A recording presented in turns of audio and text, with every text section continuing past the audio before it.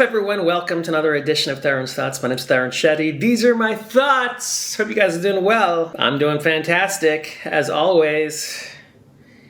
You know, I'm going insane here in my apartment, and you get to reap the rewards. I hope you guys are having a good day. I was feeling adventurous today. As I've mentioned before, I usually go to this coffee shop by my house. It's called Dialogue, not to tell you where I live, but I normally go there a lot, and it's become like influencer central, like all these, it's so crowded there. So today I was like, I don't want to deal with this. So I went to a Coffee Bean, which was like across the street, and I walked in there and I was like, hey, can I get a coffee? And they were like, yeah, do you want cream and sugar? And I was like, I can't do this myself. They're like, no. I'm like, well, this sucks. No wonder Coffee Bean blows. Debating going back to Dialogue to get another coffee because this coffee sucks. No, but things are good, man. This week, my friend is headlining Vegas, a club called the Stratosphere in Las Vegas. And he's like, hey, man, do you want to come down and do 5 minutes, guest set on my show?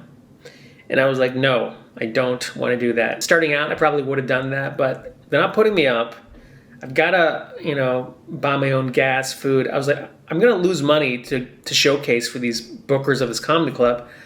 But I guess the reason is because I already did their club in Laughlin, and I got a glowing review, and they still won't book me. So I was like, I got to showcase for these fucking guys again? Really? It's like, no, I'm not going to do that. Like, there's this thing with comedy where you feel like you've got to just, put yourself through the grinder. And I was like, I don't want to do that. Plus, I'm already driving to San Diego for a paid gig on Thursday. So I was like, it's going to just put a lot of driving this week. Vegas, San Diego, taking a class still on Saturday. I'm a very busy man, Tarun Shetty. I've heard this quote thrown around a couple times. This relationship guy said it. I heard Jay Leno say this too. He said, if you don't expect much, then you won't be disappointed. And then when things happen, you'll just be pleasantly surprised. I think that's the source of a lot of my inner conflict. I think I expect too many things. So I'm just going to expect nothing to happen. I'm going to expect nothing to happen, which I know really contradicts with a lot of the whole positive thinking movement but being positive is also exhausting. I mean, Jesus Christ, I have like a journal here. I'm like writing down I'm like, dude, this is exhausting. I'm going to write this shit down every day. Like, I prefer being neutral, like just being in this neutral space. See how that works out. And then just doing the work. I mean, I always say that, do the work, and everything else will fall into place. What else happened?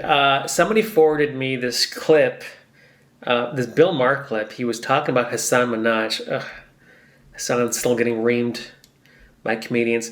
The reason why I haven't talked about it too much is because I know Hassan. I'm not great friends with him. Like, I used to do comedy back in the day with him.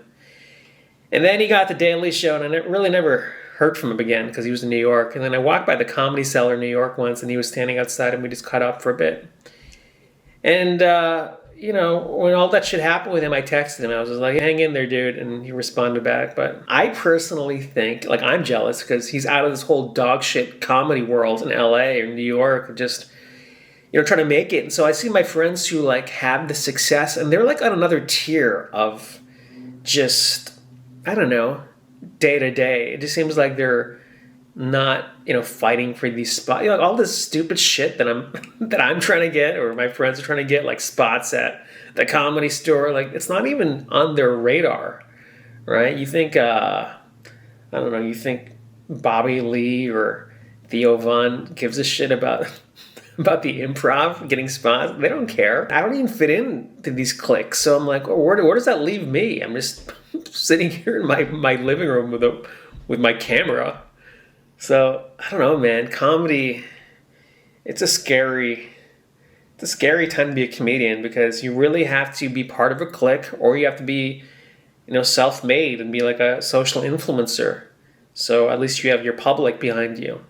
Other than that, you're in like no man's land. It's a scary thing. So circling back to Hassan, I think he already has his fans for the Daily Show. So thank God for that. That's a lot more than most people will ever have in their careers.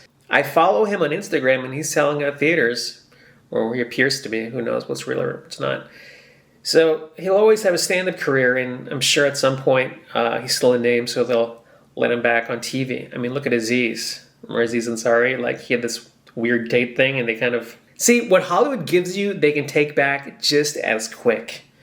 That's why, like, not to throw these comedy names, but like guys like Andrew Schultz, like dudes who like really created their own following, they're in a better position because Hollywood didn't elevate them. But other people, you know, in the Hollywood system, you got to kind of dance on pins and needles. I have a bunch of friends, they're comedians on this network called Valuetainment. It's this YouTube channel, it's a conservative YouTube channel. And these guys are all conservative comedians.